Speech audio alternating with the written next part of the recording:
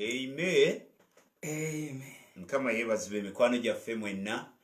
Twagala okwebaza Katonda ne ku lw'olunaku luno olw'olwaleero ate n'olw'ekisa kyatuwadde okuba nti tukyasobola okuwuliziganyako nammwe n'okusobola okutambula olugendo luno okutandika kirala naye ate n'okusustaininga kyotandise nakyo kintu kirala.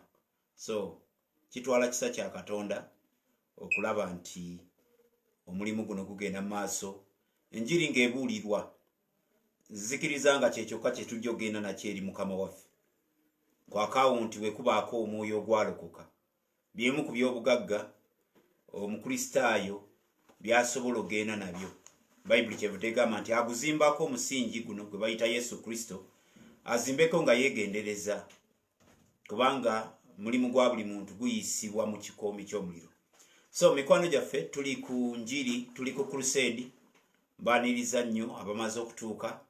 Mukama abakole bulungi, Mukama abawe nnyo nnyini ddala omukisa, nga tukyali to the last chance to the Catholics, oba omwaganya oba omukisa ogusembayo ne wakati mu COVID omuntu okubeera nga aweebwayo omwaganya kubaako byategeera ebiri mu kabondo kaalimu, biri mu nzikiriza oba mu ddiini gy'alimu, ng'oba oliawo tabirowoozangako, newankubadde okubifumitirizaako, newankubadde okumanya nti bikyayinza omutwala mu kuzikirira. Y'ensonga lwaki twasazeewo tukyalire ensonga zino mu ngeri ey'omwoyo gw'okwagaliza. Bw'owulira eddoboozi litabuseemu, olumu buba bulumi, obubalagaze, oba okumala ebbanga eddene nga tulina bye tutamanyi ate nga tubitambuliramu.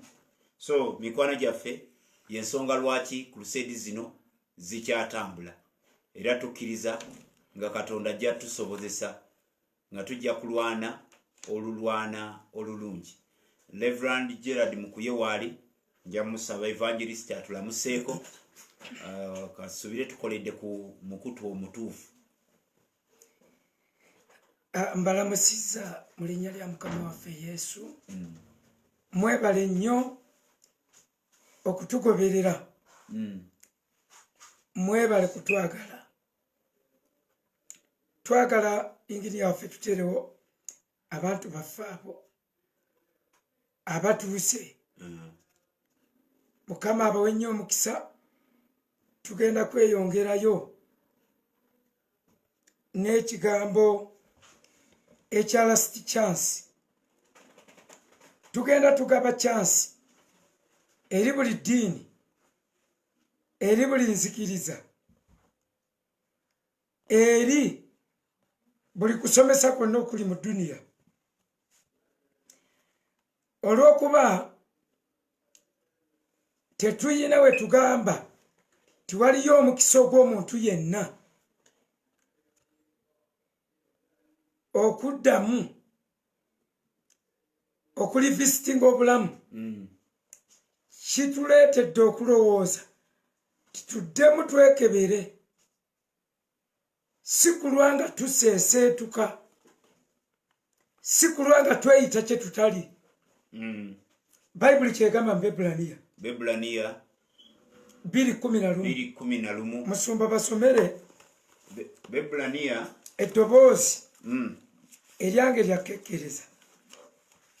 Naye ku lw'enjiri tujja kutoba. Bebulaniya 2:2 okuva ku lusooka. Okay. Ayogedde bw'ati ng'agamba, we must pay more careful attention therefore to what we have heard, so that we do not drift away. Si kulanga tusesetuka nitubivaako. For if the message spoken by angels was binding, and every violation and disobedience received its just punishment, how shall we escape if we ignore such a great salvation? This salvation, which was first announced by the Lord, was confirmed to us by those who heard him. God also testified to it by signs, wonders, and various miracles, and gifts of the Holy Spirit, distributed according to his will. Jesus made alike his brothers. Nebolekerawo musumba. Kyekiriva kitugwanira okuddamu okwekebera. Si kulwanga tuwaba, si kulwanga wawubwa, si kulwanga yaddako yakulimba. People deceive people. Abantu bayiiya, abantu balimba, kufuluzidde. Omuvubuka bamuyita Musisi yalimbanga ekyalo kyonna ekyewaffe ng'atulimba ddowa ku ddowa. Yatambulanga ng'agamba musibye mutyanna abeeyo kiro. Yatandikanga okulimba after ssaawa 6 ogw'ekiro nga fuluzidde lweyingiranga lumu epo. Olunaku lwabwe nga luyingiddewo lwafuluzidde. N'agenda n'agamba bannange nti kati wabaayo mutabani waali emitala eri ng'agamba agudde mu kinnya n'afa. Abaleka mwesiba mugenda n'alumba abalala. N'abagamba muli abeeyo muli mutya nti nga yategedde omuntu we yagenze mu tawuni atannadda. N'agamba musse mugende mu kima omulambo. N'agukulagirira mu mayiro 14. Abaleka mugenda n'ajja n'alimba abalala omusota gubozze gundi. Twayisiŋŋanyanga nga buli omu agamba naye kye tuguddeko tetukimanyi. Lasidi agudde mu kinnya. Ate ne gundi omusota gumubuuze bannaye twalumbiddwa ki? Katonda wattu ki ky'otukoze? Naye ng'omuntu omu yalimbye ekyalo. Kyekiva kitugwanira okwekebera ffenna. Tuddemu twetegereza ebintu bye twakkiriza. Si kulwa nga tuvuga emitto. Nga tuvuga ebikalu. Si kulwa nga tutuuka wali ne batugamba bye muleese si byo. Pastor Bugembe yagamba nti naye ani yalimba ekyalo? Ani yalimba ekyalo? Nti awo waliwo abasezimbu eddiiro lirimu ebinnya. Mbuba otuulamu ogwayo nga waliwo ekinnya. Ne bakuta ensi ejjudde okulimba. Emmese zikuwa ssente. Olwaleero ne bw'olwana n'abaana abato bwe bakimanyi nti emmese zigaba ssente. Abakitugamba balina amadiini. Okimanyi nti eriyo n'amawanga agalina ekirimbo kya coronavirus bangi nga balimba ebyabwe. Ge balimba. Eyo nno tayogerekako kubanga bwatyanga naffe mwetuli. Gaba malala teriba lyaffe. Teriba lyaffe. Wano bakubirawo. Bo baba tebalimba. Kaakati twagala kubagamba tutya?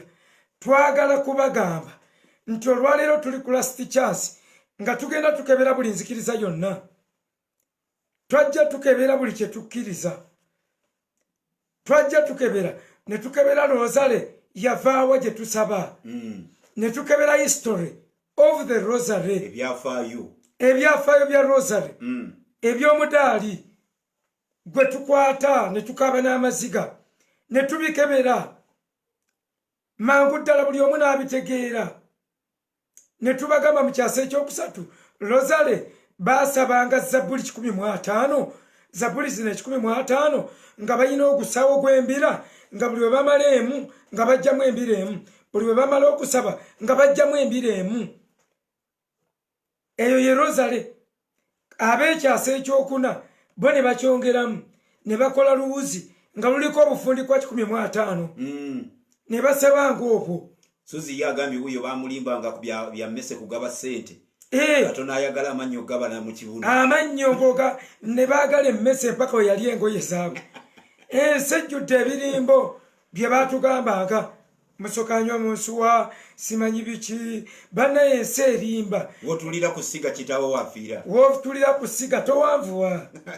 Towanvuwa. Bw'otuula ku kinu towasa.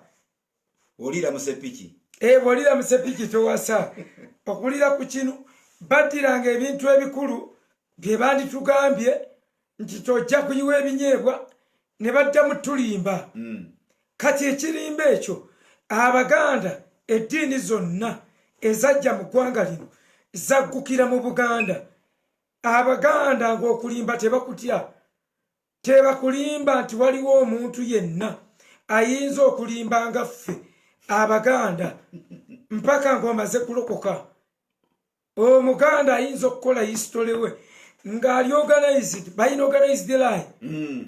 Ne baganda mbyerabira obulobwe. nti kintu we yagenda mu ggulu n'awasa omukazi Nambi n'awasa Nambi mbu taata we yeggulu taata we yeggulu kakati Nambi abajja abaavaayo n'aleka Walumbe kitaawe amugamba simbulanga bukyali mugende ng'obudde tebunasaasaana mwannyoko Walumbe nga tannazuukuka muganda wa wano bannange Katonda yabawa amagezi agatwalisa mu Geyeena mbutambula ng'oyanguwa muganda waleme kusanga mwannyoko kati n'akola ati bw'atuuka mu kkubo agenda otuuka eyo ng'agenze n'enkoko ye ate ng'obulo abwerabye obule enkoko bwerya kakati ebyo byonna byakubuuza bibuuzo abaganda nga batandika ddi okulima obulo babulima mu ggulu baali babulima eri mu ggulu gyewasiza omukazi okay oyo gwe bayita omuganda obulo bwabwerabirayo agenda okuddayo nga ki agenda okuddayo yasanga bulaza azuukuse nga bulaza namwesibako Walumbe ndongo Walumbe naga mwanyina sobadde ondese tugenda nawe tebazze bulembwe bwe bajja batuuka mu kkubo in fact obakayikuzi abamala tuuka eno bwe batuuka eno Walumbe atandika okutoola ku baana ba Nambi atandika obbatta kati Nambi adda eka aloopa nti Walumbe kyatukola atuyitiriddeko nga akatigenda ne bulaza woyo kayikuzi amuyiikuule kati kayikuzi mbu n'akwata Walumbe n'amukuba ekigo n'empale n'eyulika era zino empuku za Walumbe ttanda emitiyana za kayikuzi yali anoonya Walumbe yali amusima mu ttaka ettanda Walumbe is home mu history waffe yasooka Walumbe is home is at Tanda emubende mu Buganda Walumbe is home is in Buganda kakati toyinza kubawakanya bali organized nga omuganda anakulimba abeera organized mu ngeri etiisa ne bagamba omuntu eyasooka yali ani omuntu eyasooka yali kintu the first man was the first muganda n'awasa Nambi ye yali awasa mu ggulu yagenda mu ggulu awase wekatuwasa ku nsi kakati bano baali mu ggulu kakati bw'awasa mu ggulu first muganda was kintu not Adam oli eddiini y'obuwangwa kakati ebyo byonna birimbo kintu n'azaala abaana 3 Kairo Kahima ne Kakama nga bagwanga ki olwate Kairo alabika Munnakenya Kakama Munyankole yandiba Omunankole Kahima oyo si Munyarwanda oyo Munyarwanda kati omuganda first muganda azadde abaana 3 nga temuli muganda bonna temuli mbu yalyanga ki yalyanga obusa bw'ente ate ng'ali atya obusa ng'ate ekitooka ekyasooka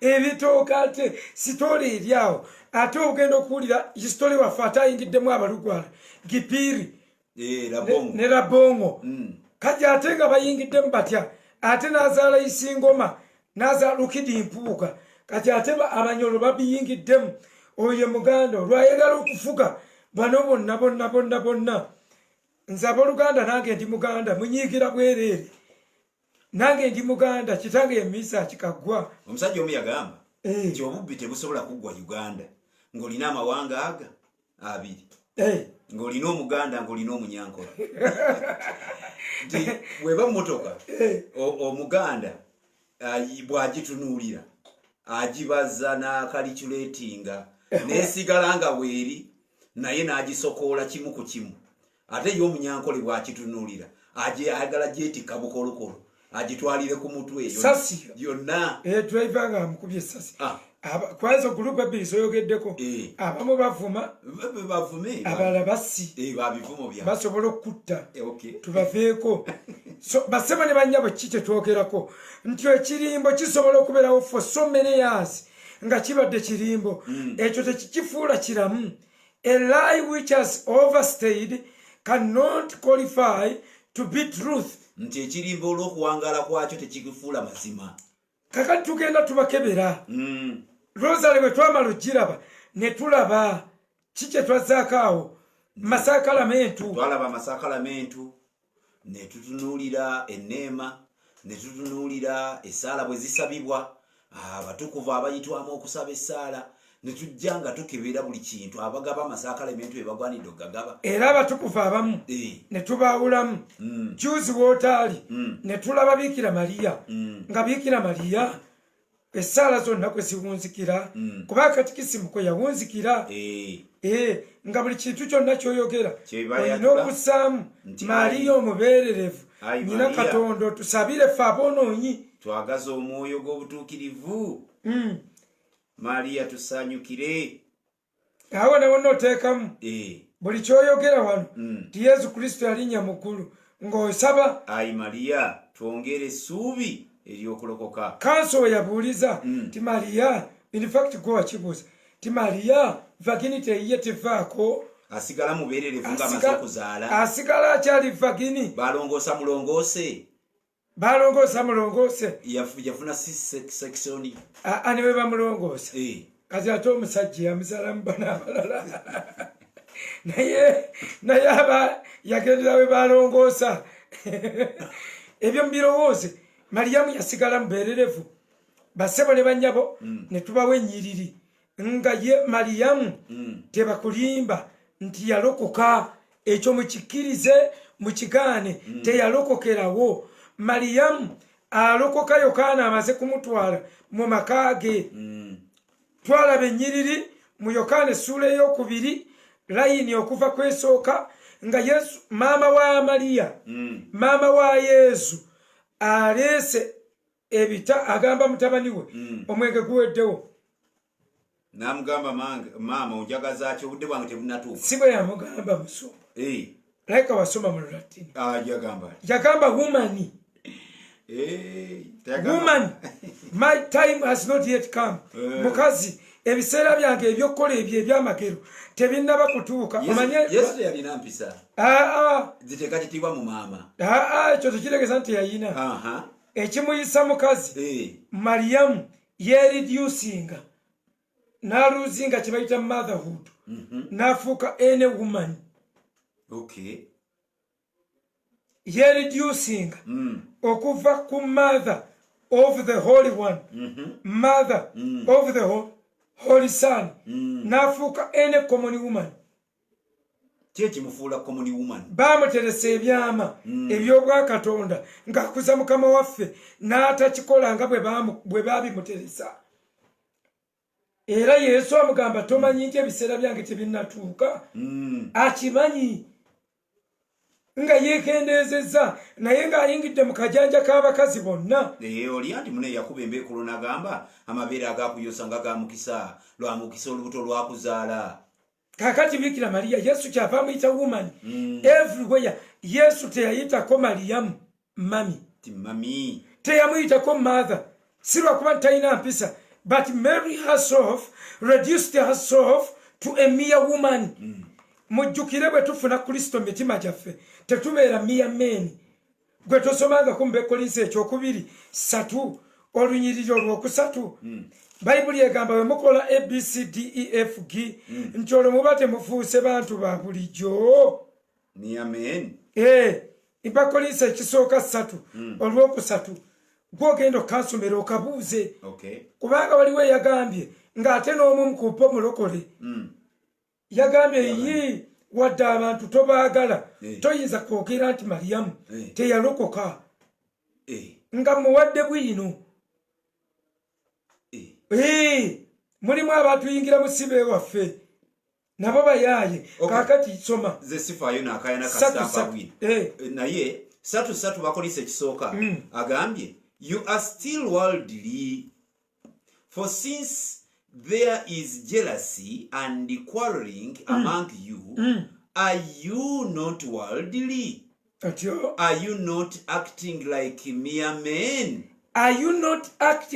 men njagadde kali nti abantu b'Ekolinso bwe baalokoka they were no longer mere men they were not considered to be mere men tebaba bw'olokoka toba mere man. And actually verse 1 it was status agambye brothers I could not address you as spiritual but as worldly, mere infants in Christ. Very good. Addressing somebody. Eggulu we libali ku addressing. Kristo ya ku addressing nganga bwoli. Yagamba pape yasooka. Pape yasooka omanyi. Kristo batuwadde Petero. Petero. Abakatoliki boko bagaye pape yasooka. Yamugamba mu Matayo 16 olunyiriri 22. Yamugamba ati nti de nyuma wange gwe Sitani. Peter had reduced himself to Satan. Kati bwe reducinga level Yesu jakusangako jakuyita Yesu ekimuyisa mama we woman, because Mary deserved not any extra thing, not any extra title, but being called a mere woman. Kubanga nga kumbaga akeddeyo nga bwolaba abakazi abalala yeeyisanga abakazi abalala. Yesu amugamba ebiseera tebinnatuuka n'agamba muteekaawo amapipa mwe mugateekewo. Kyabagamba kola kyemukola. Omwana akugambye ebiseera tebinnatuuka, heavenly calendar tekiriiko, si kyeriko. Ono alumiriza just like all women nga we balemerako kyekimuyisa mukazi. Omanya awalala awalala amusanga Matayo 12:48 amusanga abuulira ayasanjiri abuulira agamba nnyoko ne baganda bo bakwetaaga azze na baganda be baganda be bazze nabo bayingidde nabo tebamukkiriza balwawo mukkiriza mpaka gamaze kufa. Nnyoko ne baganda bo bakwetaaga. Eyajja gyali yamugamba maama wo. Yesu n'addamu atya? Yesu n'agamba mange ne baganda bange be bano abatudde wano abawulira ekigambo kya bano abawulira ekigambo kya Katonda. These are my mothers. Nga openire in broad daylight. Yesu n'agamba maama we ekimuganya okurespondinga ku kuyita kwe, ekimuganya okugendanga mami, ekimudina mu public. Banange, this was not insulting, but it would rather be consulting. Nga bwina consulting kubuuza why. It was not a matter of insulting. It was a matter of consultation. When obuuza lwaki Yesu ayogedde ekyo, agambye abawulira ekigambo kya kitange, abawulira kitange byagamba be baganda bange, be bammange, be bakitange. Ngalinga agamba tombuulira abo bo bazungana buzunganyi kuku bajjambo bamukimeyo ku crusade. Kubanga musumba mbadde ndowooza ko oli yabadde agamba nti newakubadde omukazi tomwagala ogamba otya nti yalokoka. Kati abamugoberera abamusinza abamuvunnamira balokole. Ma gwosinga mwana gwe yazaala gwe yakuzaalirawo. Omwana agambye atawulira kigambo era atali yabanga abuulira mu nkuŋŋaana mu bantu abaalyanga French leaf nga tebazibeeramu nnyina yatalabiseeko nga ekimuleeta mu lukuŋŋaana lw'omwana gwe yayonsa kiki. Niyo ovanga ku mukazi aliko omwana mu yeekaalu n'atambula olugendo lwa nnaku 3. Ye Yokaana essula ey'omusanvu ndooza layini ey'okusatu n'ey'okutaano ne batambula mu kisinde nga omwana taliimu ng'ekisinde kyereere. Twaleka tubagambye ne kanso luli nti muyinza okuba mutambula ekisinde n'olwaleero ng'omwana tali mu kisinde. Bannange muddeemu mukebere mu kisinde. Omwana ayinza okuba yababulako. Buli ddiini eddemu ekebere mu kisinde kyayo. Wanga Bayibuli egambye alina omwana alina obulamu. Atalina mwana talina bulamu. Ye Yokaana 5 okuva ku 12. Atalina mwana talina bulamu. Mwekebere, buli omu akebere. Muyinza okutambula ekisinde ekyereere temutunula mabega. Kano ke tukoze bakayita flashback, looking back. Tutemu tukebere. Tuleke kuyomba buyombi nga faazo ono bwe yasazeewo yo okubiteekamu oluyombo.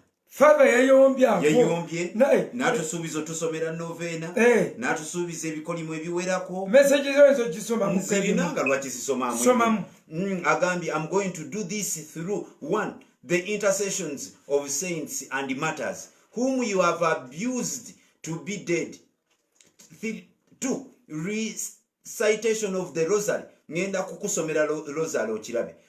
3 the celebration of the Eucharist nja kusembera nga kumulundi tunasembera byatuvunaana ebyo byatuvunaana twayogedde ku batukuvu. Okay, you have abused starting from tomorrow morning for a number of days well known to me. After all this, I am sure you will start respecting priests, Catholic religion, saints, and the sacraments. For all the above, I'm going to start praying for you a novena as Catholic Christian. You will share with me the results. You will regret your comments, but I'm sure it is going to be a lesson to you, and I'm going to to be a lesson to you and your colleagues. Humility will be reflected in you from today onwards in all spheres. May Mother Mary, the saints in heaven you have abused, follow all your steps, make you humble before them, and the Catholic religion full of sacraments, bigger than me and you. Bingi biwanvu ndaba lusaka lunene yakagenda tusomera novena singa basomera nakali bwe mutendenya omukumwa muyinza okufa muyinza okugwetalu. Father we yagambye bisesa kubanga nzenga sina muwe ekitiibwa just like anyone, just like all of people. Era busubizi namitanga sa kulamusiza sebo abayizi bangamba gwe omuyita Father omuyita sebo, Father bamuyita sebo, sebo inogamba yes Father, yes Father, yes Father.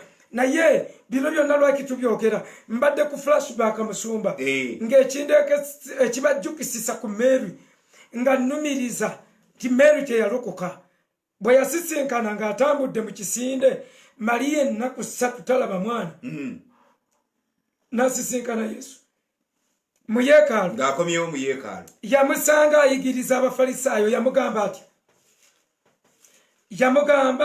ti gwe tomanyi ono omukyala yabanga amanyi naye ng'ebintu abikolanga abakazi bonna nga yeebuzaabuza nga tateekeddwa kukola ng'abakazi bonna si bonna ng'abo abatuwuliriza kubanga abatuwuliriza bayinza okuba si ate mmwe abawuliriza mmwe bamaama ba Yesu kubanga bakola ekyenjawulo kubanga yagamba bamaama abawuliriza be bamaama be bawuliriza ekigambo kya Katonda era mmwe buli asaba okuyita mu Mary asaba okuyita mu mmwe abawuliriza ekigambo kya Katonda.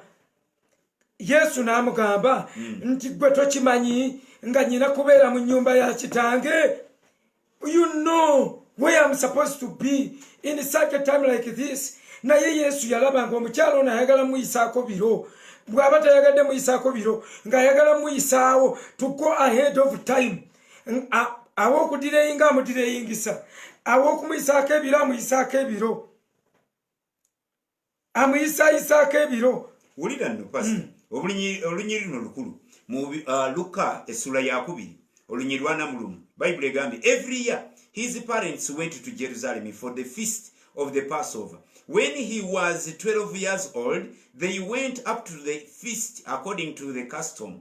After the feast was over, while his parents were returning home, the boy Jesus stayed behind in Jerusalem, but they were unaware of it.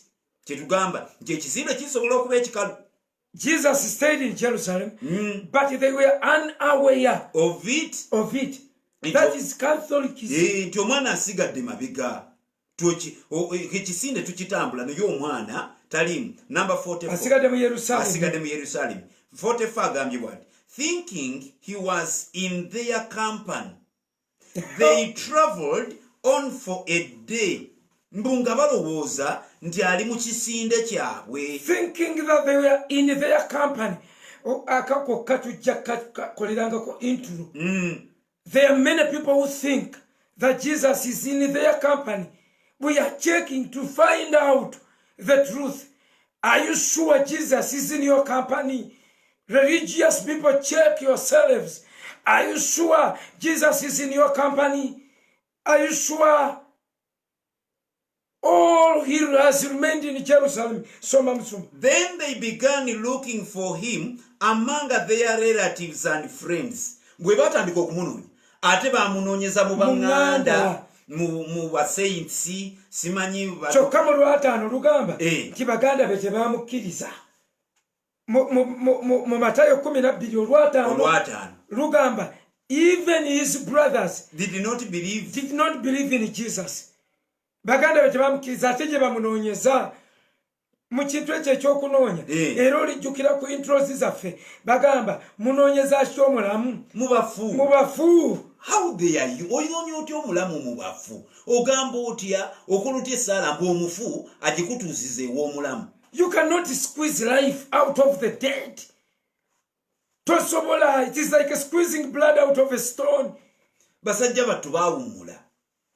Baafa ng'ensi balemeredde. Baafa nga bazitoowereddwa. Era nze Musumba mba nina ekibuuzo. Bwe tuba bakusabira mu batukuvu, ensi eno erabye ku batukuvu. Abasajja nga ba Musa, senga be muteeka ku frontline. Abasajja nga Eriya. Kati history w'abatukuvu bano. Chachi kye yayita omusana. Mu 3:13. Chachi yayingirwamu abantu. Gundi ono bw'alokoka. Constantine. Alangirira obulokozi. Alangirira obukristaayo okuba national religion. Nga buli omu okuwona obukristaayo bwe bakijjanyanga ne butandika okukijjanya abantu ng'olina kufuuka mukristaayo if you wanted to survive. Kati abantu bonna ne bayiwa mu kanisa ne babagamba bajje ne lubaale waabwe n'ebintu byabwe. Kaakati ezo ensiriba na biki byonna babijjamu ne bagala tugatte. Mu kugatta bajjamu abamu ku batukuvu mu church history luli twabasoma abaali abatukuvu nga naye tetubalina mu Bayibuli nga tubalonye tetubalaba ne mu church history ng'abo be bantu abaali abasamiza abamu gwe boogamba nti boosabiramu. Gundi tusaabire. This is a challenge. Bikira Maria tusaabire. Bikira Maria yakuuma virginity ye. Gwe iye embuzi yakutula n'akagwa ne ogenda ng'era okakutula n'omuti gwe baagisiba n'ogunyeenya n'amakola ne gayiika n'ogukuulawo n'okuliita n'omuti. Kaakati ogamba Bikira Maria yakuuma virginity ye akusabire gw'okyawo muve mu bintu eby'okwerimba. Ebyo nno twabimala ojja genda katambi kaffe ndowooza yali paati ki? Oba paati ng'ey'omukaaga. Paati ng'ey'omukaaga. Warning to the Catholic religion. Last chance to the Catholic religion. Omusajja mu kisinde ayinza obutabaamu. Mu kampu taliimu. Muddemu mwekyekinge mwekebere. Naye ebirowoozo bibagamba. Ali mu kisinde. Ali mu kisinde. Mary okuddamu okulabikako n'olunaku Yesu lwe bamukwata. Maria tumulengera ali ku ntaana. Abakazi b'e Yerusalemu bakyuka bagoberera. Yesu akyukira abakazi b'e Yerusalemu abagamba temukaabira nze mwekaabire mwekka n'abaana bammwe. Bwe mulaba kikoleddwa ku nze omuti omubisi. Olaba kikoleddwa ku nze. Naye emiti emikaaga. Awo wonna tetulabawo Bikira Maria. Naye ku musaalaba baba bamukomerera. Bayibuli egamba n'alengerera wala. Ng'ali walako. Naye Yesu abatannafa n'agamba Yokaana oyo ye maama wo. Mami oyo ye mutabani wo. Amanye ekyo kyakola. Yagaba sonship. Nti bw'aba mwana wuuyo. Nkuwadde omwana wuuyo. Nze nkyusizza foomu. Nakyusizza foomu. Kati ndi Kristo. Wazaala mubiri gwe bayita Yesu. Kristo tebamuzaala. Ate mpulidde nzijukiza ekigambo Simyoni kyamugamba bwe yabe baleeta omwana okumuwongayo. Simyoni yayogera ebigambo nti ono ayirabisiddwa ku lw'ekitiibwa ky'abangi, ku lw'ekitiibwa kya Isirayiri n'eri omusana eri bannaggwanga. Naye ekitala kirifumita emmeeme ye. Gwe kigenda kuyita mu mutima gwo. Yakimugamba. Nga kwegamba alinga amugamba nti maama tubitwala nti bya bwana ono muntu mulala ono ozadde mulokozi naawe bw'oliba wakolifayinga mu ekyo kyazzokola kikugwanira okusala endala ng'omutima gwo naawe n'omenyeka ne weenenya ebibibyo omugoberere for the first time nga mother alina okugoberera mutabani we. Very good. Musumba Mary had a challenge. Nze musasira.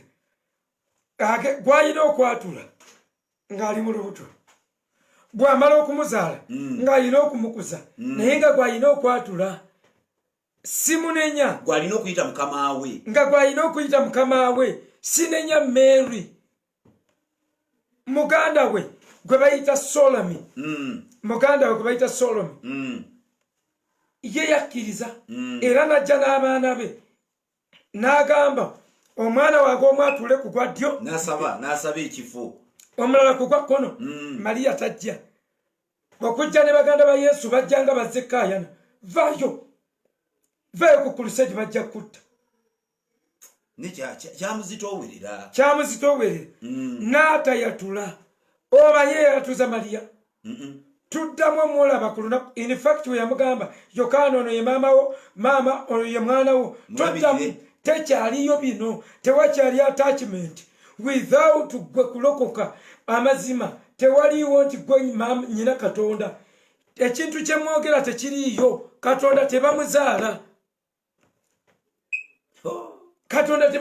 nti nyina Katonda abooluganda oyo sayansi we Cambridge oyo sayansi aba akambuwadde kyava amugamba nti oyo ye mwana wo for that relationship omwana wuuyo if you are to remain with the relationship nkuwaddemu physical child why I'm going back to the father nze nzizeeyo ogwandeeta ngumazze omusaayi gwe wazaala nguyiye ku nsi omubiri gwe baayiwaayiwa guugwo ngulese ngenze eri kitange nkuwadde omwana n'amutwala kubanga eri mu Bebulaniya atugamba nti omubiri gwe wantegekera Bebulaniya 10:15 saddaaka n'ebyobaayo tewabyagala kyewava ntegekera omwoyo era bwe yali ajja kyava ayogera tinzize okutuukiriza ebyampandiikibwako bw'atyo bw'ayogera kakati musumba Yokaana bw'amutwala tuddamu omulaba nga Yokaana amuzizza ng'olwo alokose amutwala mu kisenge ekya waggulu Bikola by'Abatume essuula ey'okubiri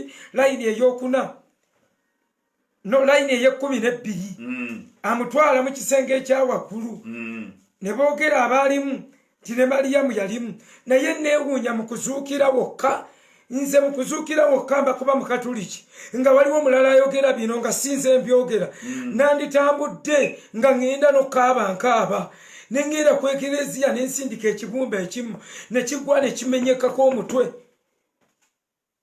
sibalimba nze nkubuulira nandyeyisizza bubi nnyo nga nvaayo kubanga muba munkoze bubi ebiseera byonna bye mutuliddeko naye aweeva mulokokere mu ngeri ey'obukkakkamu ey'okwetoowaza kubanga musumba obulumi buubuno ebbanga lyonna Bikira Maria ku ntaana teyalinnyako ne zireeta omukazi omulala Magdalena n'agenda ku ntaana Magdalena ng'amuyita Master Magdalena nga bw'amuyita omanyi ono bwe agendanga mami of course ngambe ntya nga talina kyakukola ng'amanyi yamuzazi kyokka teyalina kubeera bw'atyo malayika yayogera naye bayibuli egana yeekuuma ebigambo ebyo bwe yamala n'abikkiriza nagakimbeeko ate mwe malayika temuba bulokozi ye bwe yakkiriza ebyamalayika n'alowooza yamala kati Yokaana yamubuulira enjiri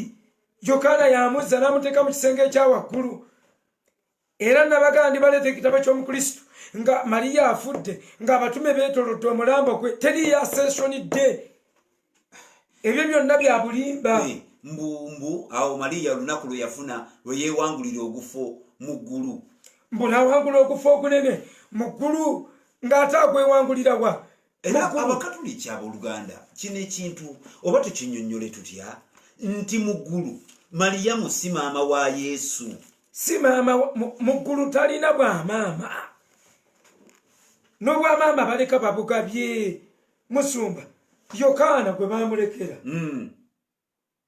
yayolesebwa agenze mu ggulu Mukubikkulirwa essula ey'okutaano. Mu ssula ey'okutaano ey'okubikkulirwa. Bikira Mariya teyamulabayo. N'atalaba maama we, n'atalaba. N'amulaga ebifo byonna. N'amulaga atudde ku ntebe ng'akutte ekitabo. N'amulaga n'agenda okujja omukono. Manya okujja ekitabo mu mukono gw'oyo. Kubikkulirwa essula ey'okutaano. N'alaba abakadde 24. N'alaba bakerubi. Bikira Mariya teyamulaba. Ate jjukira bino byali byaggwa dda. Bannaye ebintu ebyo mubyebuuze. Abakatoliki mbanjagala babuuza mikwano gyange. Kiki ekyo ekibalabikira? Mukazi kyoyo ajja ne Rozali. Mukazi kyoyo we Fatima eyalabikira obwana. Era mu nnaku z'omwezi 13 ez'omwezi ogw'omwenda balina okugenda mu kifo ekyo we yabalabikira babeere nga Fatima. Ekigambo nno Fatima abaana bano ababala abalamu by'oluzungu bakijja mu 666 bo. Bw'okiteeka mu sisitimu kivaamu. Bw'okiteeka mu sisitimu kivaamu. Bw'oteekamu Miracles of Fatima oba Fatima Miracles kikola 666. Kikola 666. So mikwano gyanjaga kubagamba nti oyo tumumaze. Oyo tumute. Musumba twagala genda ku bano bannannyini kugaba kaakati endalugyensiya. Waliwo abagaba endalugyensiyo abasibirako kubanga endalugyensiya eyo yengeri lwe lukusa lw'ekkereziya olugisaako omuntu ebibi by'abaakoze. Kati nga okujjako senga paapa agaana ebibi okuvaako bikulemerako. Paapa asobola okusibirako ebibi. Bw'abanga abikusibiddeko genda awali endalugyensiya tosobola kuvaako bibi. Mu katikisimu y'abasooka otuuse matrimony eri maaso nzika bikkula kandeete kakati endalugyensiyo batundaga obutikiti ogirabye njiino ngituuse. Soma endalugyensiya kiki? Soma nnyo Oluganda gwe waliwo Makerere nja kusoma ebyo ffe twakulira mu koyikoyi. Dya endalugyensiya kyekisonyiwo ekyekibonerezo omukrisitu kyasigalira okubonerezebwa ebibi bye nga bimaze okumusonyiyibwa. Kati wuliriza statement abooluganda. Musumba ddamu gwe wasomye Oluganda. Tuli mu katikisimu y'abasooka. Mu katikisimu y'abasooka ekibuuzo 2 ku peegi eya 59. Tuli ku endalugyensiya. Endalugyensiya kyeki? Endalugyensiya kyekisonyiwo ekyekibonerezo. Tusomenga osirikamu kyekisonyiwo ekyekibonerezo omukrisitu byasigalira okubonerezebwa ebibi bye nga bimaze okumusonyiyibwa. Kyekisonyiwo ky'ebibonerezo omukrisitu kyasigaza okusonyibwa ng'ebibi bye bimaze okusonyiyibwa. Bwe batyo bakonfusinga ebintu. Kakati bwe bakusonyiwa naye kye bategeeza wano nasomyeyo era oluzungu ng'egamba nti bwe bakusonyiwa ebibi osigazaayo ebibi ebirina okukubonerezesa. Byonna tebikugwako. Era mwenna muba mulina okuyita ku mupirigatooli. Kubanga ekyanneewuunyisiza kwe kuba nti ekitabo kye bakootinze n'ekisuula nga tebikwatagana. Ne bakootinga kubikkulirwa 27 nga tewali wadde we bikwataganira. Nga nnoonya ebibi ebiba bisigadde okusonyiyibwa byebiriwa bitaasonyiyibwa ng'omaze okutereera mba ne bimbula bamaze okuggyako ebibi. 27 munagamba nti basazeewo tuwalampa buwalampi. Naye kino si kuwalampa twagambye omwana mwali mu kisinde mukampani mwali oba ovuga mitto. Soma Bayibuli egambye nothing impure will ever enter it, nor will anyone who does what is shameful or deceitful, but only those whose names are written in the Lamb's book of life. Kati bye mwawandiika mu kubikkulirwa nga mukootinga endalugyensiyo ku kino ekibi omuntu kyasigalira ng'ate bamaze okumusonyiwa tekiriyo kye mwogedde we mukootinze si wewo kabiri bakolise era owokubiri abataddewo bakolise ekisooka 3:15 ne bakootinga n'olunyiriri olulala bakolise ekisooka 3:15 bakolise ekisooka 3:15 boogera ku nsonga ndala nnyo teboogera ku nsonga ya biki omulimu ogwa buli muntu gulyokebwa era alifiirwa naye yennyini alirokoka naye bw'ati okuyita mu muliro. Kati omulimu gwa buli muntu gwe boogera awo si bibi bye tukola oba obulamu obw'okwonoona abantu be batambuliramu. Emyaka 12 mu Sosodooti gy'obeera mu seminaariyo oba osoma ki? Kubanga bino ebintu n'omwana omuto asobola okulizoningamu n'agaana naye go ge mazima. Omuntu aba asoma ki? Banaye mugyeewo obusungu. Bino ebintu baleme tuzanyira ku bwongo. Mugyeewo obusungu. Indalugensiya obuyinza obw'okutugabira indalugensiya kereziya yabujjawa.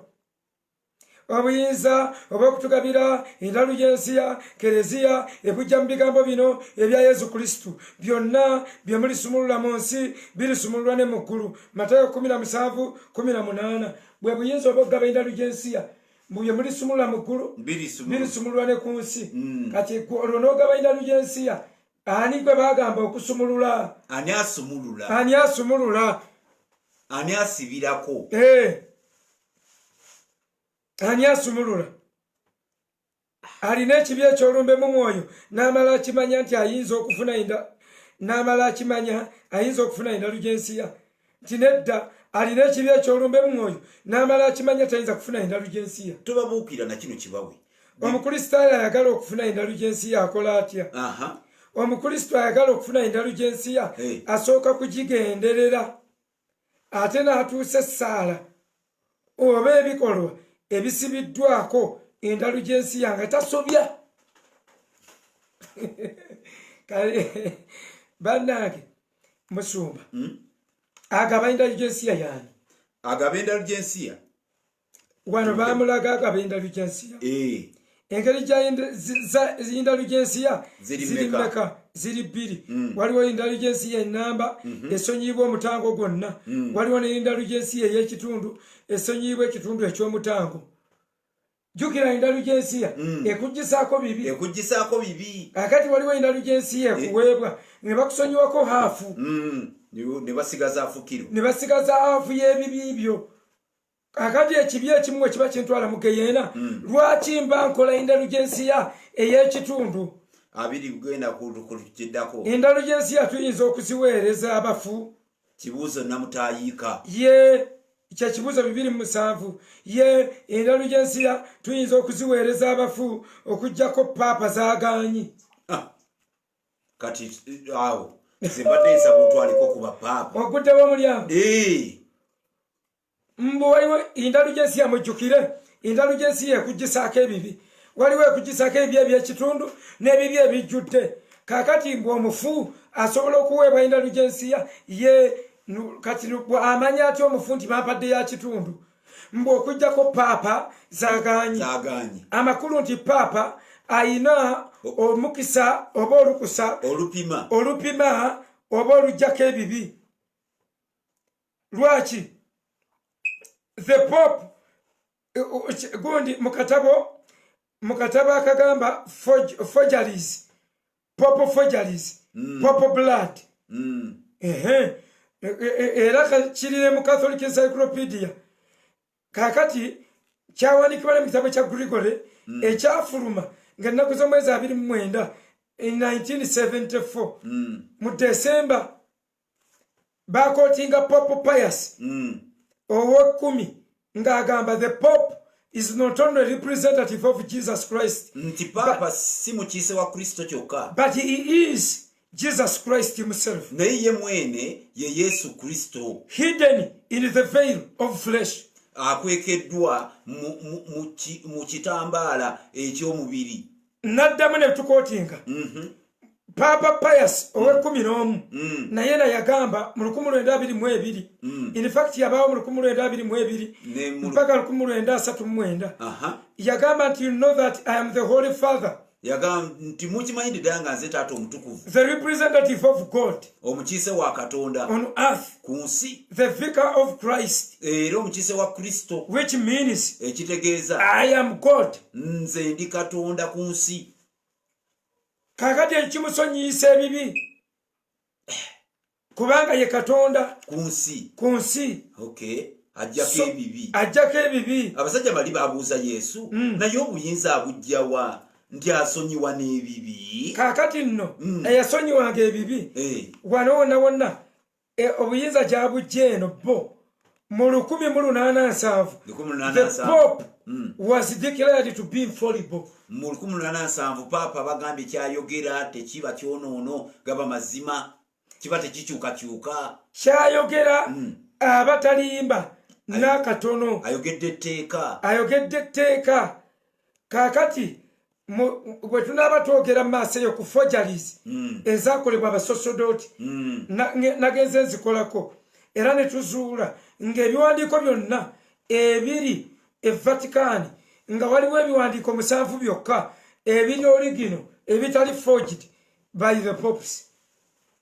Ebiwandiiko 7 bye biri mu bwino omutuufu, naye ng'ebisigadde bifoging kakati tutunuulire abantu bano, tutunuulire bannannyini kuganyisa abantu kufuna endalo 1807 balangirire the Pope is infallible. Papa takola kibi, Papa tayonoona, Papa takola nsobi, Papa asobola okusibirako ebibi kubanga ye mutukuvu nnyo, Taata Katonda ku nsi, Papa Katonda ku nsi.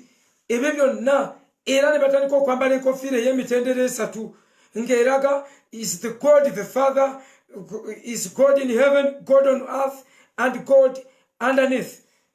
Kakati tukebere omu ku omu. Tugenda kusooka Papa gwe bayita Alexander.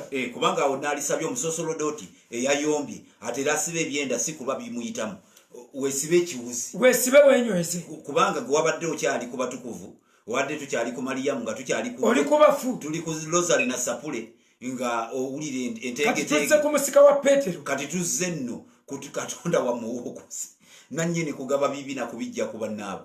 Kakati bapapa bano tugenda bakebera omu ku omu. Tujja kukeberayo about ndoza ne tunakeberako 10. Twagala just basampolingira nti abapapa bano batuufu okusonyiwa ebibi ne batuuka noga nti bakusibirako ebibi. Ate mikwano gyaffe abatuwuliriza temulowooza nti twaliwo ku nnaku zaabwe. Kitegeeza bino bye tusoma bwino biwandiikira biri mu buwandiike, musobola obituukako namwe musobola obifuna.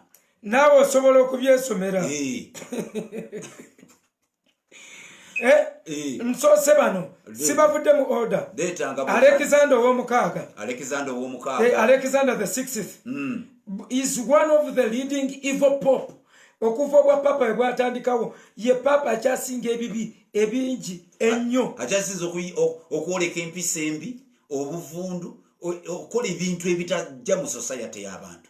He was charged of murder, bamukyajinga, bamusalira ogw'okutta, adultery, ogw'obwenzi, theft, obubbi, nepotism kiba kusosola mawanga, kusosola mu nganda, ayagalako babe, ekyo bakiyita nepotism, mu mawanga tribalism, ate mu langi racism, asosola socialism, ate mu mirimu eri it is xenophobia. So mwachitanga mwagaga socialism. Socialism. Kale kakati pope ono ow'omukaaga, Pope Alexander the 6th bamuteekako ne nickname the devil pope.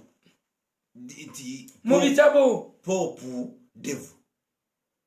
Era boogera evil one. Ono bwino genda oddeyo ogyeyo buli papa osome ebyafaayo byogenda kutya, ate abasosodoti bakimanyi teri ayinza kiwakanya. Ate kuwadde erinnya lye tokaya na bukaya nina kuyomba kutusomesa kusomera novena bagambye ffe tuli ku ebyo.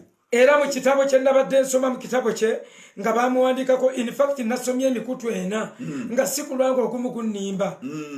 genda ogosome omukutu ngagamba the first 10 evil popes, the first 50 evil popes, emikutu egyenjawulo. Ate ogende ku the books of popes, ate ogende ku good popes of the bajja kugiramu. Ne bw'onoogenda mu encyclopedia y'abakatuliki yennyini ejja mwogerako ebintu bye bimu, ejja mwogerako as a deceiver of men, omulimba w'abantu, men, omulimba w'abasajja bakyawula. Era bawa n'ensonga lwaki bagaye deceiver of men. Nga mukulupya alina amagezi ku basajja, abakazi bate teyalimbanga balimbe. Ekyabwe ejja kiraba. Yazaala 7 illegitimate children. Na yazaala abaana abatali bampeta. Yazaala abaana out of wedlock, illegitimate. Kubanga zina koyimirira kawo. Bogamba illegitimate children. Kiregeeza. Those are children born out of wedlock. Kiregeeza. Ono abaya wasa. Ya abaya wasa.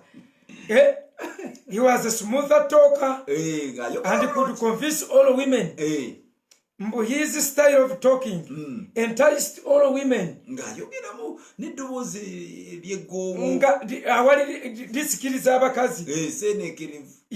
Yazaalibwanga lumu January mu 2003 ne bamutuuma erinnya Rodrigo Rebora, the Spanish name.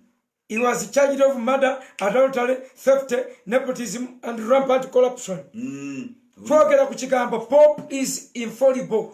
Papa taba na kibi. Papa tayonona. Mwe mumuteekemu. Papa si muntu. Genda mu ssimu yo kati tewakyali muntu asobola kulimba. Papa talina musaayi. Oteekemu Alexander the 6th. Ekikemo bwe kimukema akola atya? Akola atya? Oba obuntu abuteekawa. He was made a cardinal when his uncle was a pope. Ochiraba amutikidde bwakaridinaali ng'ayina anko we taata w'omuto ye paapa. Kaakati bw'amala okulya obwa paapa he had 7 children. Ekyo twakyogedde twadabye ng'alina abaana 7.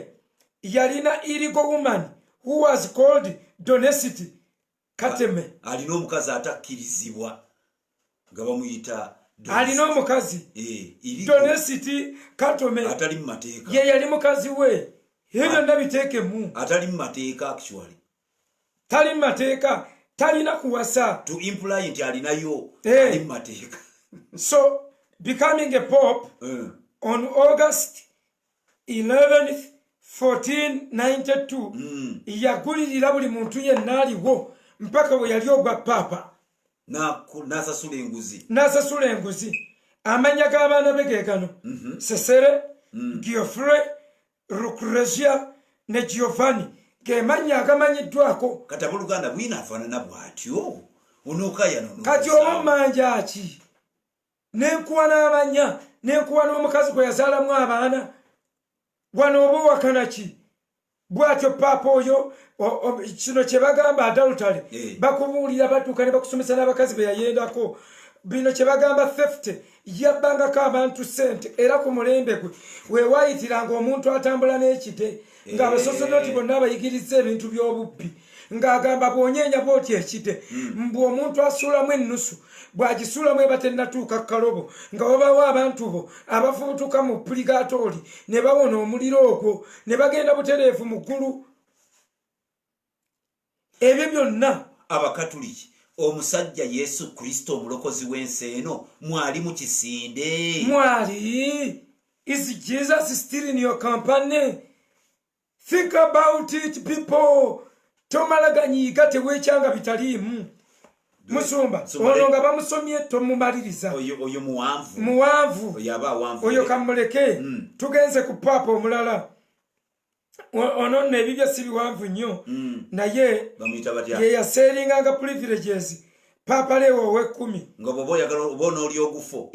Otoola nga buli kifo ayinza okitunda golden coins 5,000 ng'osobola n'okugula ebifo 2. You can easily become a cardinal.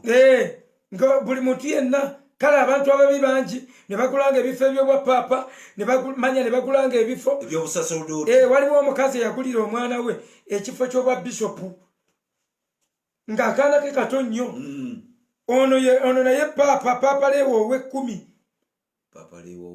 kati bwe tuva ku papa leewo ow'ekkumi waliwo papa gwe bayita papa Urban II Urban the second ono yabeera registered as a pope 188 ng'obwa papa kumpi bwakajja ne mpaka ku 1909 ndowooza gy'emyaka nga 11 he initiated the first crusades.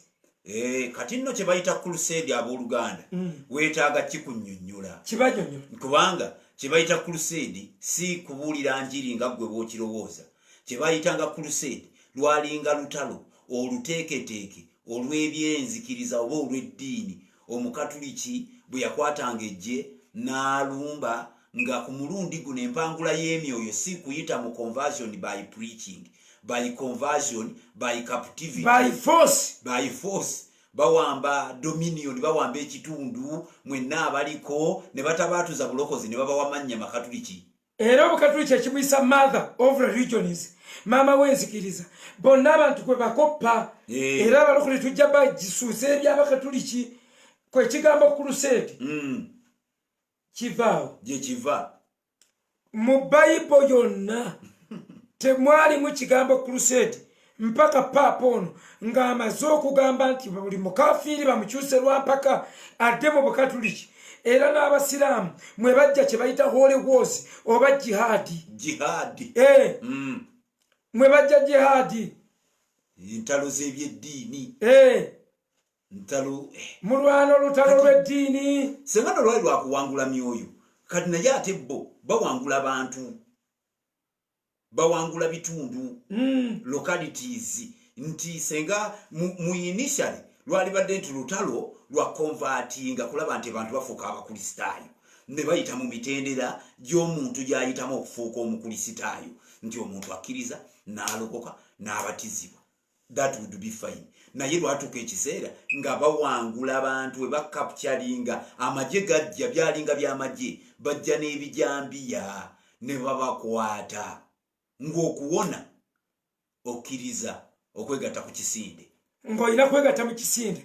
Catholic religion yatandika ebintu ebyo okufoosinga abantu okubayingiza mu nzikiriza. Era musumba tolabanga owa jihadi omuyisiraamu nti musajja mukambwe ennyo omutabbulika atiika naye omutabbuliki alina eddiini emu gy'awa respect bagiyita ey'omukatuliki. Abakatuliki batta abasiraamu bakuba abasiraamu abo nabo babayita bakafiiri nga babayita bekafiiri. Katilu fi sabilillahi mulwane mu kkubo lya Katonda. Omusiraamu bw'atyo bw'agamba bw'ayaziina manya bw'ayogera ekyo ekigambo mumanya lutalo. Katilu fi sabilillahi mulwane mu kkubo lya Katonda. Aduumidde kulwana biri mu Qur'ani. Wetunabakwatako tujja balaga social behaviors, tujja bakwata social mistakes. Kakati ani abitandika? Papa Urban the second. Entala azigunjizaawo. Omanyi bwe yagamba abavubuka nti buli muntu yenna afa ng'alwana olutalo ayingira eggulu. Butereevu ekisooka buli muntu yenna ne bwana batafudde tagenda kuddamu kuba na kibi. Ne bwana akola kibi ki ebibi bye bimusonyiyiddwa asonyiyiddwa ebibi bye byalimu kati ne byagenda okwonoona ne byayonoona edda. N'abasiraamu we bakijja nga bagamba Nabbi Muhammad olw'okulwananga nti buli olwana olutalo olw'eddiini nti osonyiyibwa ebibi byo n'oyingira ejjana. Era abasiraamu bamwogerangako mu ngeri ey'okwegomba ne bakuwa privileges nga baga ya rabbi gwe nabiyullah gwe wallahi ya Mungu Allah subhanahu wa ta'ala yakusonyiwa ebibi byo bye wayonoona n'ebyolimu n'ebyogenda okwonoona. Kati wano wonna ali kuloonya amini basasula ayonoona nga bw'oyagala akola effujjo lyonna. Kati bano abasajja kwe bakijja era ebintu ebyawandikibwa mu Qur'ani babijja mu talijumu z'Abayudaaya ze bagendanga banyumya. Tujja kubabuulira ebyo ate gye biva naye banyumya bino ebyekikatuliki ebyaliwo ng'obusiraamu tebunnajja. Buli muntu yenna alwana olutalo lw'eddiini kurusedi. Papa kyeyita kurusedi, olutalo lw'eddiini mbw'osonyiibwa ebibi nekiwa ebbeetu abayaaye. Bwe baalwana olutalo abavubuka baalwana beewaddeyo babe nga batukuvu ekisusse. Bwe baamala okulwana ne bakola effujjo ne bakwata abakazi ne banyagulula abantu. Empisa embi ne zeeyongera mu Catholic Church. Kyova olaba kugamba waliwo omusajja agula Indulgensiyo ye bwe yamala ogigula n'akuba faatha oluye yagimuguza. N'amugamba gwe nkusibiddeko ebibi togenda kuwona bibi. Wangambye bwe nkasasula ebibi binsenyiga. Omwasajja n'amulaga ate kano akantu kange naguze dda akantu kange. Omulala baamusanga atamidde agudde ku kkubo nga n'empala azifuseemu takyategeerekeka ng'ali ati. Omusosodoti n'amusanga n'agamba omwana wa Bikira Mariya ekikunywesa omwenge gwenkaniddeawo kiki? Omutamiivu n'agamba what are you talking? You don't know what you are talking. I bought my Indulgensiya ticket. N'amusikirayo akatiketi n'amugamba you see? N'akazzayo n'amugamba tambula. Ebibyo byamusonyiibwa. That is how people got confused. Bannange bino tubyogera mulamuke mubijeemu obusungu obulamu bubwo Musumba. Olowooza tetutandikire ku bapapa abaddako enkya. Lwaki totuwaddeyo mbabiri? Nkuweeyo omulala. Abani tumumaze. Amaze okwogera ekigambo ekinene ekyenkaniddeawo.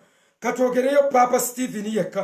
Papa Stephen nga tuwunzika. Papa Stephen ow'omukaaga eyaliwo mu 896 ne 897. Can you imagine?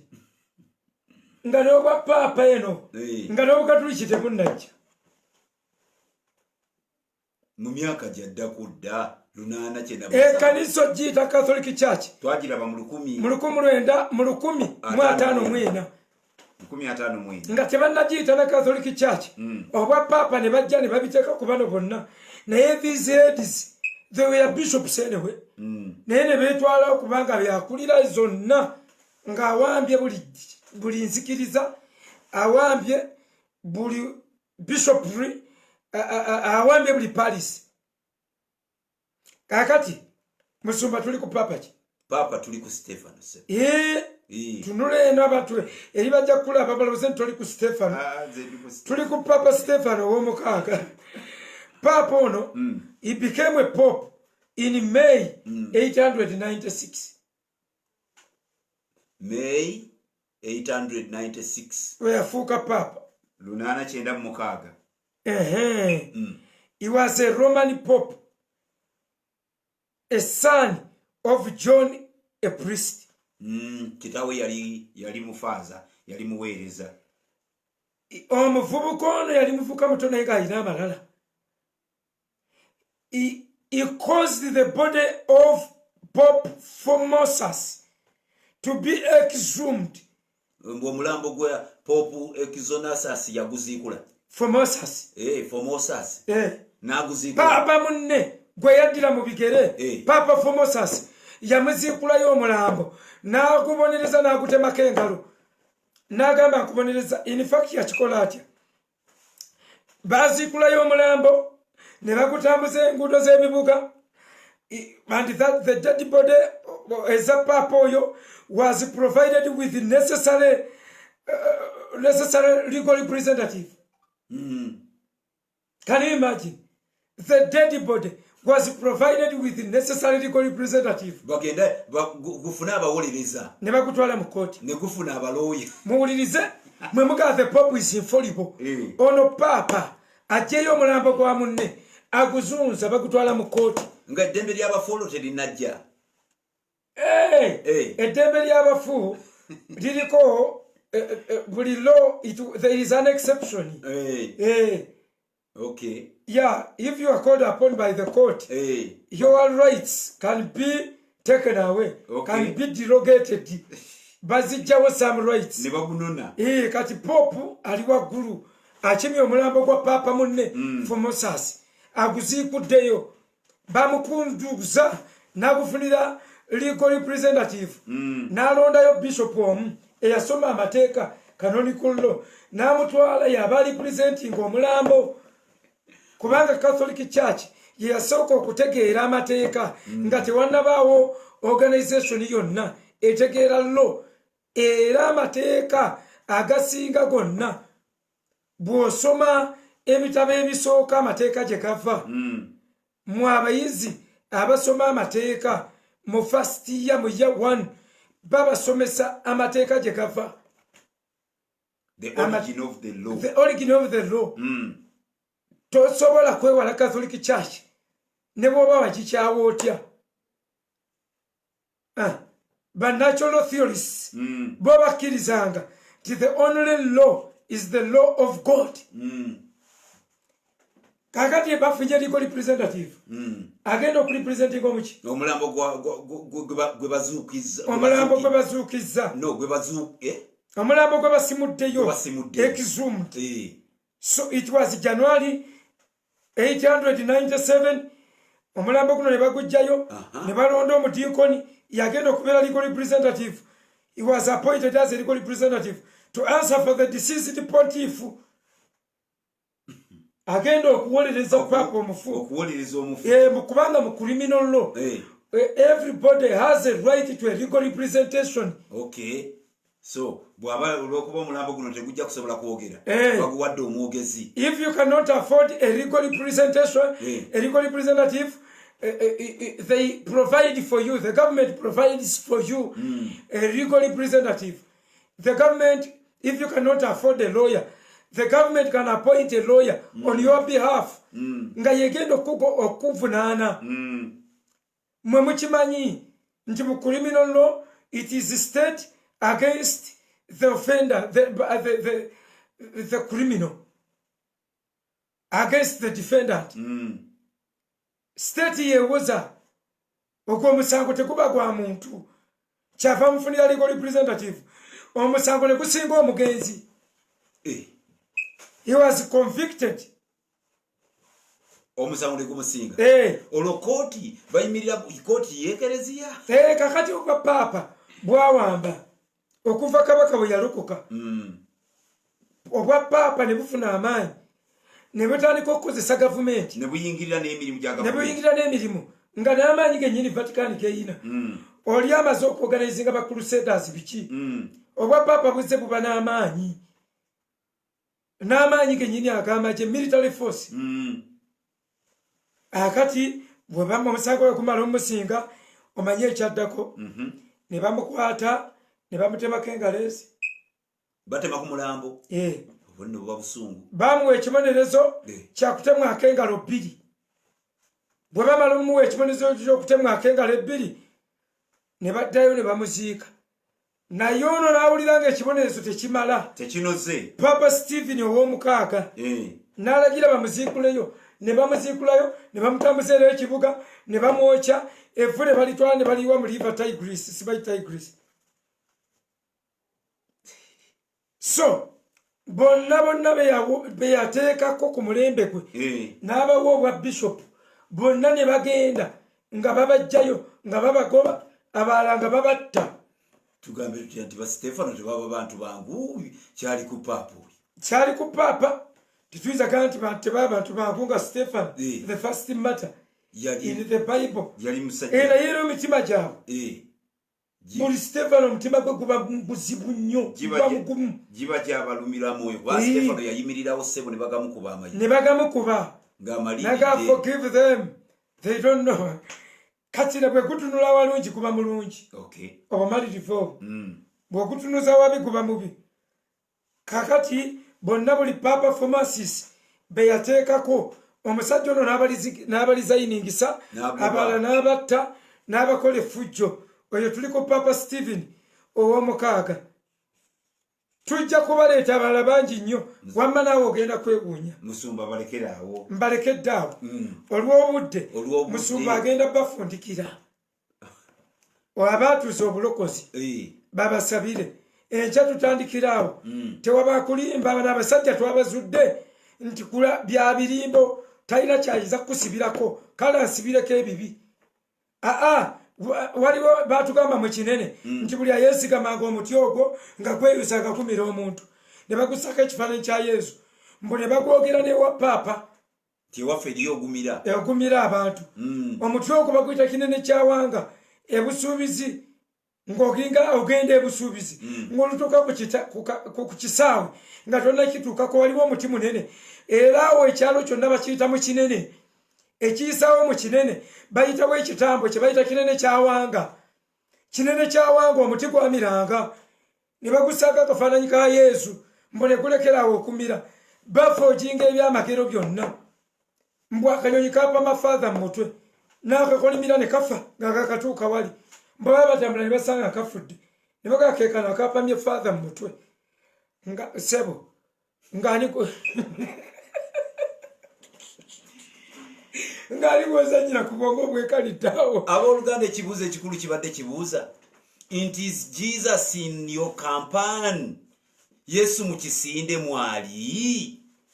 Ne tugamba mikwano gyaffe okwogera empola si kwe kugenda eri Yesu, naye tuli mu kaseera kakweddamu kubulire fonna okufuula amaloboozi tekikifuula ekimwali okutambula ng'osonooka okwambala kala ezikwatibwako nnyo oyambadde ebyeru mutaddemu eza papa okukola organized liturgical prayers essaala nga zonna ziri organized nga buli kimu kiri organized you know kugamba ne bwoba ogegenyeza kirokole n'ogegenye kirokole ne muziyimba ne mukola mutya ne mugweri nga bye mukole bukalango byonna buli omu muyimbi. So mikwano kyetugezaako gamba mweddemu ng'omwana oli eyazaawa he came back to his senses ng'amazeeyo ebbanga ng'atambudde ng'asaasaanyiza byonna nga byonna bimutwaliddwako naye bwe yatuuka n'ajjukira n'agamba byonna mbirabye. Oyinza okuba wasoma nnyo kikutwalidde emyaka mingi, oyinza n'okuba olina indulgensiya z'obadde waakasasula nga kikutwalidde ssente zo nnyingi, oyinza n'okuba badde waakamala okuteekamu visa ogende Vatican osisinkane ku paapa okiisinge ku mpeta ye, naye byonna bibala okuba obutaliimu. Ye Pawulo yagamba tineerabira byentuuseeko mbikuba emabega nenkunuukiriza nenduubirira. Mukatuliki omusaserdoti Reverend Father weddemu musomesa n'abakristo omukulu w'ekigo bulaza weddemu. Come back to your senses. Ebyo by'owalabana nabo ebitiibwa biteeke wansi. Teeka wansi amagandula, teeka wansi ebitiibwa, teeka wansi biki bye banaayogera. Weddemu. You will die alone. Ogambe kannoonye Yesu, kannoonye omulokozi, kannoonye obulamu. Nnyina mulabye, nnyina bamukulaze.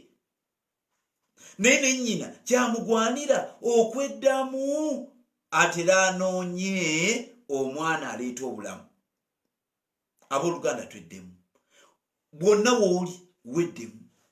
Abakatuliki mweddemu. Tusaba ekisa kya Katonda kiba kyalire wabeewo okweddamu, wabeewo okusenguka, fuluma misana ng'ensi eraba. Ogambe kimala. Njagala nnyo omukazi oli ow'ekikulukuto Musumba. Mukazi w'ekikulukuto Bayibuli egamba nti yatambulanga ku basawo bonna. Yatengejjanga ku basawo ne bamutwalako ebyobugagga bwe byonna, naye n'ataba bulungi n'akatono n'agaana okutereera paka bwe yawulira ebigambo ebikwata ku Yesu. Mbu bwe yawulira Yesu n'agamba mu mutima gwe njagenda, lwakiri n'amukwatako bukwasi, bwe nnakwata ku kirenge kijja kummala. Mukwano gwange kitwala kusalawo, kitwala kumalirira. Ekigambo ky'okukkiriza Bayibuli egamba kibeera kumpi awo mu mutima gwo. Si muliro nti ogenda guno nawa neighbor, kibeera kumpi awo mu mutima gwo. N'akamwako gw'okukyatula. Tokisigaza mu mutima, naye okyatula ne kireeta okwoleka kw'obuvumu n'obumalirivu bw'omutima ne kifuuka kya lwatu. Osobola okukkiriza Yesu Kristo okubeera omulokozi wo, obulamu ne bukyuka, n'obeera n'essuubi ery'obulamu obutaggwaawo. Bayibuli egamba abamukkiriza baleme okubula naye babe n'obulamu obutaggwaawo. Abamanyi Olulatini ebigambo by'okwatuza mujja biterako paapa. Ne paapa ayatule owandiika okwo domino tokitukulya dikolo obiteekeko naye ayatule. Katusabe gamba nti ayi Yesu olwaleero nzigulawo omutima gwange ntegedde amazima njagala kulokoka era nsaba ayi Yesu nsonyiwa ebibi byonna byenkoze mu kumanya ne mu butamanya nsonyiwa olwaleero njatula nti ndokose wandika amanya gange mu kitabo eky'obulamu era gasangulibwe mu kitabo kyabo abagenda mu kuzikirira okuva leero gwe sitaani nkweganye n'ebikolwa byo byonna mbyeganye okuva leero ndokose ndi wa Yesu nkwebaziza Mukama. Amiina. Paapa naye adde mwene Saala paapa oddamu ogamba ayi Yesu nkwegayidde tombonereza ku lw'abagenze mu Geyeena bonna mubivunulire paapa mubimuvunulire nga bafudde nga mbalimbye ebbanga eddene neenenya ebibi byange in fact agabi gange nsonyiwa naaza n'omusaayi oba abalala oba naaza nakikopo naaza n'endebe nnya ez'omusaayi gwo nkwegayiridde ndokola nnyo kubanga nabuza bangi nnyo naaza n'omusaayi gwo ndokose n'eddoboozi ddene paapa ndokose nnyo weebale Yesu olw'okumala gansaasira. Amiina. Eyo ya paapa mugitayipingeko ng'Omuseveni Sinde bwe yatayipinga ku kali aka St. Basilica aka Sandillo namwabula okulya mutayipe efusaali yo mugivunule nga paapa ajatula. Enjiri yonna bagiteekeko Oluzungu mugiteekeko Oluzungu mugiteekeko Latini bw'obeera oli mu France Grace enjiri giteekeko Olufalansa gamba Stephen agiteekeko Olufalansa ali Norway teekako oluki namuyiwa ali Germany teekako Germany bana ab'Obungereza baseeko Oluzungu abali mu Buwarabu muteekeko awo bawala bafa Middle East muyiweeko Saala Wanyana muteekeko awo Oluwarabu Betty muteekeko muyiweeko ekintu mutayipinge muteekeko wali abantu babiri enjiri etambule. Mukama abatuwe nnyo nnyini ddala omukisa. Tubaagala nnyo Mukama waffe. God bless you. Thank you very much. Amen. Amen.